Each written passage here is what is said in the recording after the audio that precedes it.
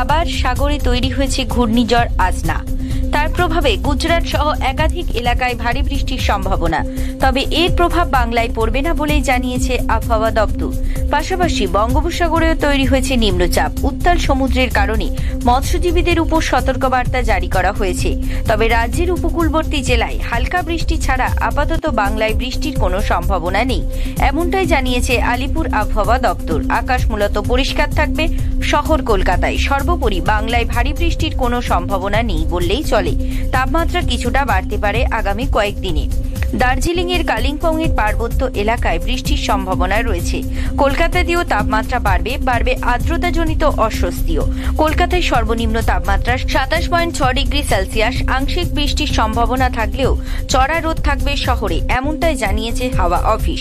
Bureau report, জেলার বার্তা।